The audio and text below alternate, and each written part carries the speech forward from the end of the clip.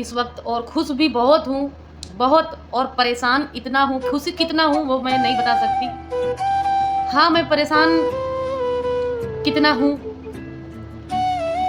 वो बता सकती हूँ अंदाज़े से। परेशान मैं इतना हूँ कि जब मैं कफ़ील के घर से भागी थी, उस वक़्त जितना परेशान हुई थी मैं, मेरा दिमाग काम नहीं कर रहा था, मुझे समझ नहीं आ रहा था कुछ भी, मैं क्या करूँ? मेरे कुछ भी समझ नहीं आ रहा था, कुछ भी नहीं। मैं 17 दिन कफ़ील के घर पे रही थी। उस वक़्त मुझे कुछ भी समझ नहीं आ रहा था, 17 दिन में मैं पागल हो चुकी थी। पागल, अगर 17 और दूनी 34, 17 दूनी 34, अगर 17 दिन मैं और वहाँ पे रहती, तो मैं बिल्कुल पूरी तरह से पागल हो जाती। एक इंसान बात कहता है ना कि मैं पागल हो जाता, नहीं, मैं वो वाली बात नहीं कह रही हूँ कि मैं पागल हो जाती। मैं सच में पागल हो जाती अगर 17 दूनी 34, अगर 17 दिन और रहती, क्योंकि मैं वहाँ पे सिर्फ़ 17 दिन रही थी। मैं ये बताना आप लोगों को भूल गई क्योंकि मैं इंडिया से हूँ, लखनऊ के पास, और मेरा रियल नेम कुछ और है, लेकिन मैं वीडियो बनाती हूँ तो टीना हिंदुस्तानी के नाम से।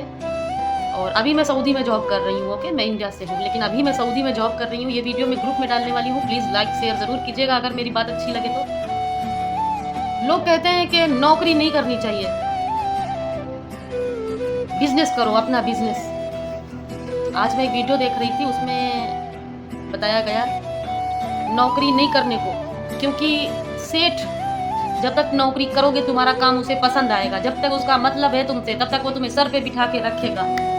जिस दिन तुमसे काम नहीं है सेठ को, मालिक मतलब मालिक कंपनी का, सेठ लफ्ज़ मैं इसलिए बोल रही हूँ क्योंकि मैंने अभी यूट्यूब पे यही सेठ लफ्ज़ सुना था, इसलिए बोल रही हूँ। जिस दिन मालिक का काम तुमसे निकल गया, उस दिन मालिक तुम्हारी गांड पे लात मारेगा। आज ये बात सत्य साबित हो गई मेरे ऊपर, सत्य से बहुत दिनों से साबित हो रही है। हाँ, चलो छोड़ो इन बातों को। हाँ, मैं बता रही थी कि मैं परेशान आज बहुत हूँ, अभी हूँ, लेकिन एक बोझ था मेरे ऊपर, वो उतर गया। मैं बहुत परेशान थी, बहुत ज़्यादा। मैं इसलिए परेशान थी कि ऐसा क्यों हुआ, मैं समझ नहीं पा रही थी ऐसा क्यों हुआ। मेरे सर में कितनी दर्द हो रही है मैं आप लोगों को बता नहीं सकती। ये दर्द हो रही है, अभी रात का बजा है 1, सऊदी में रात का 1 बज रहा है और इंडिया में 2:30 बज रहा है। तो मैं 2 ढाई महीने से बहुत परेशान थी। आज वो परेशानी मेरी ख़त्म हो गई, लेकिन आज मैं परेशान भी हूँ और खुश भी बहुत ज़्यादा हूँ। मैं कहीं काम करती थी, वो लोग बहुत अच्छे थे, बहुत अच्छे थे, इतने अच्छे थे कि मैं जितनी उनकी तारीफ़ करूँ वो कम है। बहुत अच्छे लोग थे, लेकिन उन्होंने मेरा नंबर ब्लैक लिस्ट में डाल दिया। क्यों डाल दिया मैं समझ नहीं पाई, क्यों डाल दिया मैं समझ ही नहीं पाई, क्यों क्यों क्यों क्यों, मेरी समझ में ही नहीं आया।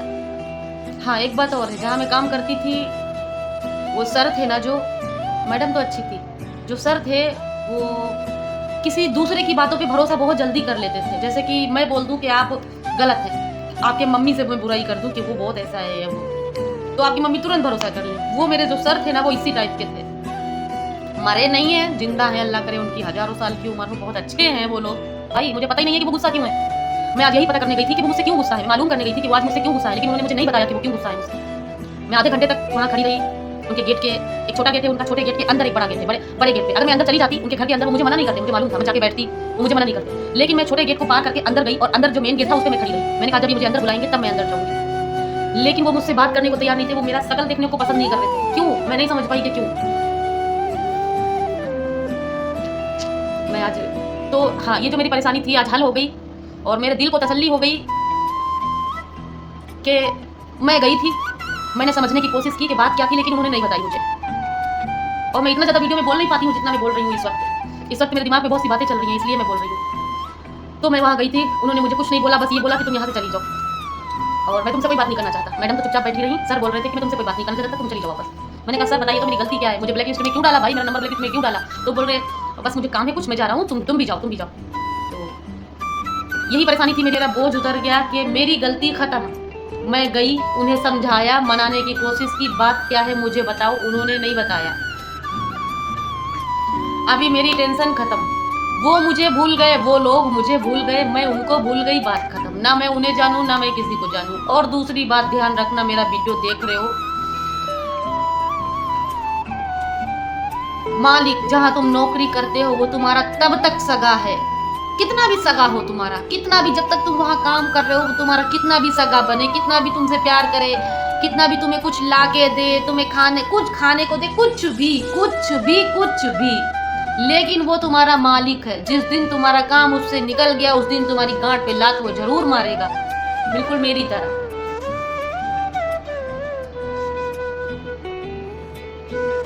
तो मैं खुश भी हूँ, मेरे सर से बोझ उतर गया कि मैं गई थी, मैं अपना बात सुनने के लिए गई थी कि बात क्या हुई, वो मुझसे क्यों गुस्सा, लेकिन उन्होंने नहीं बताया कि मैं क्यों गुस्सा। मैं गई, मैंने 25 रियाल किराया दिया, इंडिया का हो गया 500 से ऊपर मैंने किराया दिया, आने का 25 रियाल, जाने का 25 रियाल, मेरा पैसा बर्बाद हो गया। लेकिन मुझे पता चल गया वो मुझसे बात नहीं करना चाहते थे, मैं चली गई। ओके, तो वो मैं काम करती थी वहाँ, वही तो मैं कह रही हूँ, नौकरी महामादर चौथ, नौकरी तब तक करो जब तक तुम्हारे पास पैसा नहीं, जिस दिन तुम्हारे पास पैसा हो जाए उस दिन तुम अपना काम करो। तो मेरा कहने का मतलब ये है, किसी पे भरोसा नहीं करने का, कोई कितना भी तुम्हारा सगा बने, किसी पे एकदम निर्भर नहीं होने का, किसी पे निर्भर नहीं होने का, वरना वो तुम्हारी गांड मार लेगा।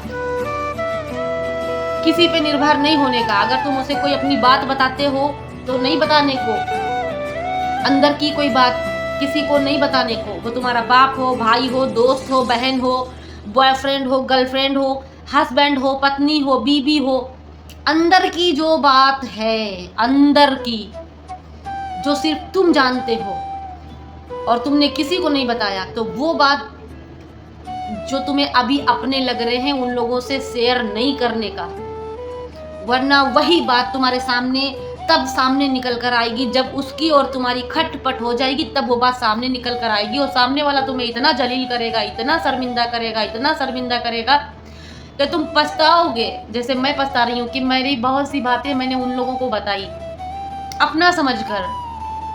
और हाँ, सामने वाला कितना भी खराब हो, तुम ये सोचो कि जैसे हम वैसा हो, चलो शेयर कर दो बातें, लेकिन नहीं, वो अपनी गलतियां छुपा लेता है, वो कहता है मैं बिल्कुल पवित्र हूँ, और तुम्हारी गलतियों की वाट लगा देगा, तुम्हें इतना शर्मिंदा करेगा, इतना जलील करेगा, इतना जलील करेगा, तुम यही पछताओगे कि तुमने उसे वो बातें बताई क्यों। कुछ भी हो, कुछ भी, एवरीथिंग, नहीं बताने का किसी को बात।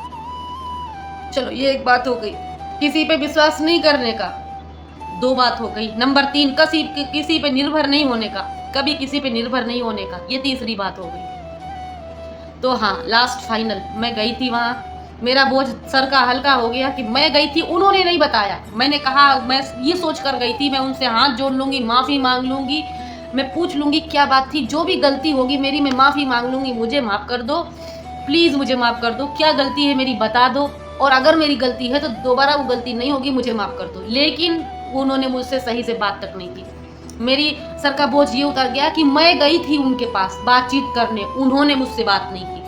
अब ना मैं उन्हें जानूं ना मैं वो मुझे जाने, मैं नंबर डिलीट कर दूंगी उनका। हाँ, उनसे मैंने 700 रियाल 4 महीने पहले उधार लिए थे, 700 रियाल, ये हो गया इंडिया का 15-16 हज़ार। ये रुपया मैं उनको वापस करने वाली हूँ। अभी मेरी सैलरी नहीं है, मेरे पास काम नहीं है, 15 दिन में इंशाअल्लाह मुझे काम उससे पहले मिल जाएगा, मैं उनका 700 रियाल तुरंत वापस करूँगी, क्योंकि ये मेरे ऊपर बोझ है, मैंने उधार लिए थे पैसे। और मैं बेईमान नहीं हूँ, मैं बेईमानी कभी भी नहीं करती हूँ, ना अपनी अठन्नी छोड़ती हूँ किसी पे, ना किसी की चवन्नी लेती हूँ।